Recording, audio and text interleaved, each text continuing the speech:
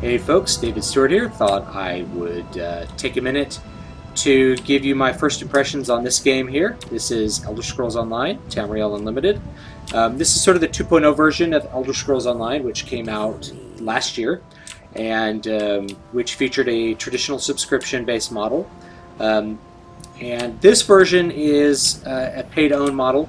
You pay the full retail price. As of this recording, it's $59.99, and you get the whole game, and don't have to pay a subscription. However, there is an optional subscription service that gives you a bunch of stuff. Gives you these crowns, which can be used to buy in-game stuff, including XP buffs and mounts and that sort of stuff. So those are the main options. You can buy like an $80 version of the game that lets you roll in any faction with any race and play Imperial and that sort of thing. I just bought the regular standard edition, and I didn't buy a mount or anything like that, so I'm just running around on my feet. So first impressions of the game is that it looks very good. So first impressions in general are very good. The game looks really good. I'm playing in Ebonheart Pack, and it's very reminiscent of Morrowind, which is great because I loved that game. The combat is really good, really interesting.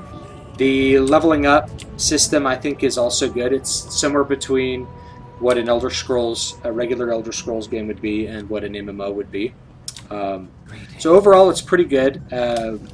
I am looking forward to seeing what the combat will be like at max level, because when you are playing, let's go over to skills, you can have not just your class skills that you can level up in, which have 3 trees, but you can also level up one-handed, or level up weapon skills like two-handed, one-handed shield, dual-wielding, one-handers. So you get all of these cool skills that you could put your points into when you level up to really specialize your character. So you could pick a class. This is a Nightblade class, which is like a rogue. So there's Assassination, which is basically doing melee damage. Shadow, which is a little more stealthy kind of stuff. Siphoning, which is magic that heals you, that does damage and heals you. And those are the 3 class things, but there's also all of these weapons. There's all the armor that you can level up in. There's Legerdemain is being sneaky, right? Soul Magic, which is using soul shards if you've played Elder Scrolls games before. You even get skills for your guilds that you can unlock, like Blood Altar here for the Undaunted. You have racial skills that you can unlock. There's craft skills that you can spend your points into to make your crafting better. So there's just a huge amount of customizability, which is really, really interesting to me. I'm looking forward to seeing what sort of class combinations people come up with at max level to do crazy damage, like having dual-wielding Templars and that sort of thing. So I like the class system so far, and I really, really like the combat. I think the combat's a lot of fun. It's a good combination between a hotkey-based system and more of an Elder Scrolls type of combat. I think, looking back, I kind of wish I'd played this at launch. The reason that I avoided it at launch was, first of all, I had just moved to a new city. I didn't know how much time I'd have to be dropping into an MMO, and truth be told, I don't know how much time I'll have now. But I also heard this game was buggy. There was a lot of negativity swirling around Elder Scrolls Online, and what I kind of think about most of that negativity is that it was based on a lot of pre-existing expectations, and overall, if the game is judged on its own merits, I think it's quite good. I think people were expecting a multiplayer Skyrim, which this is not. This is an MMO, and in an MMO, you're going to get certain things that are not going to be that similar to. Oh my! Are not going to be that similar to a regular Elder Scrolls experience. So. You have to create things that are a little more limiting than what you'd get in Elder Scrolls, which is very unlimited, especially when it comes to character development. So I think people really wanted to play Skyrim with their friends, and what they got was an MMO. And rather than judging it as an MMO, they kind of judged it as an Elder Scrolls game, which I don't think is that fair. And I think if you actually play this game for a little while, I think you'll find that it's quite a bit more fun to play than most MMOs, even if it's not an Elder Scrolls game. I think the traits that they bring from Elder Scrolls games are quite good, but it is still going to be an MMO. The other complaints were, say, graphics. I don't think the graphics are bad at all. I think they're great, but the style is ever so slightly different than it was in Skyrim. Skyrim had larger character models. They were bulkier. These ones are a little bit thinner in general. They're not quite as bulky, but they're still pretty detailed. They don't look bad at all. I think they look fine. They're not stylized. I would not call this a stylized art style. I would call this just a pretty much photorealistic style that's just not the same as Skyrim. It just looks a little different. And I couldn't tell you all the exact reasons they did that, other than, you know, it's part of what makes this game unique. So those detractions are, I think, take them with a grain of salt if you go in with the right expectations. That this is going to be an MMO and not just an Elder Scrolls game. I think you'll have a lot more fun with it. The other side of the complaints were that it is too much like World of Warcraft, that it has hotkeys and a quest system that's similar to WoW. I actually think the quest system's a lot more similar. It's somewhere between a traditional MMO and Elder Scrolls. I think it's a lot more like Elder Scrolls than it is like a World of Warcraft style questing system. But people didn't like that. They didn't like that there were hotkeys, again, because they wanted it to be like Elder Scrolls. And they didn't want it to be very MMO-like, but it is essentially an MMO, so you have to keep that in mind. So overall, I'm having a really, really good time in the game. I'm like level 8, and it's pretty fun to be a dirt poor noob running around zones I don't know anything about. I think the positives, if you're looking into trying this game out, are going to be, first of all, the depth and interactivity of the environment. You know, I can actually pickpocket this guy right here, which is really cool. You can pickpocket things. I had to pay a bounty earlier because I got caught pickpocketing. You can steal. You can engage in criminal activities, which is something that is a lot more limited in most MMOs. You can just really do a ton of interesting things. And your skills are very differentiated. So if you want a unique playing character, I think this is a good choice. I think there are other MMOs that take that to an extreme, but this one I think has a good balance between class customizability and class specificity. So I think it's a good balance in this one. If you want a game that looks very good and has a very modern looking engine, very modern looking graphics, I think this game's a really good choice. If you want a game that has more visceral and action-based combat, I think this is a good choice. Obviously, there's MMOs that have even more action-based combat, but this is going to be a balance between the traditional and an Elder Scrolls style combat experience. You can, if I get my weapons out, you can block, you can dodge, you have skills that you can use that do different things. So overall, I'm pretty pleased with it.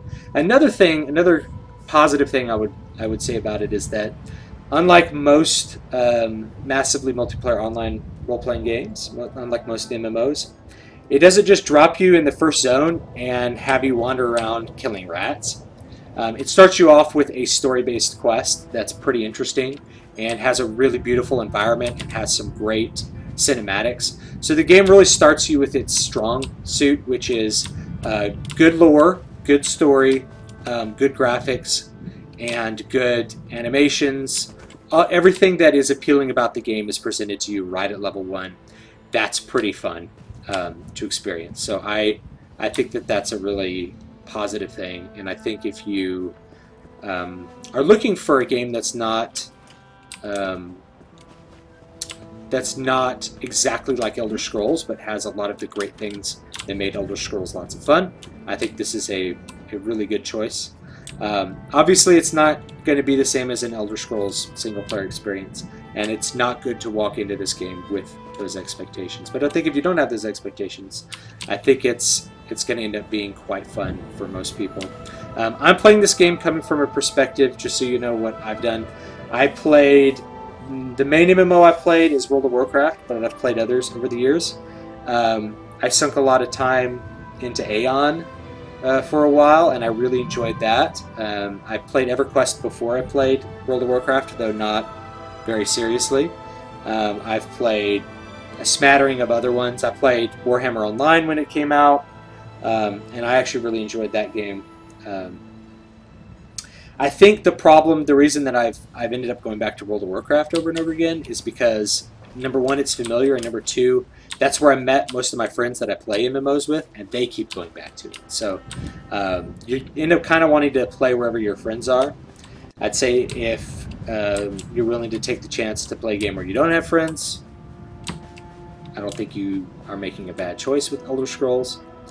My only concerns with the game really have to do with this monetization system with these crowns and stuff. Having kind of a third path between a buy-own game and a monthly subscription game, where the monthly subscription gives you certain advantages, and also it mainly gives you aesthetic things like costumes. But it also will give you some things like, you know, you could find hidden treasure. It's like, that's an advantage, so you can pay for advantages. And the benefit of a monthly subscription, and nowadays monthly subscriptions are kind of going the way of the buffalo. Most things are free to play, but you're heavily incentivized to buy things out of a shop. The reason I don't like having to buy things out of a shop in order to compete in a game, first of all, you want everything to be on an even playing field. You don't want to feel like that person over there is kicking your butt, especially in a PvP game, is kicking your butt because they pay more money to kick your butt, which is the case in most free-to-play games.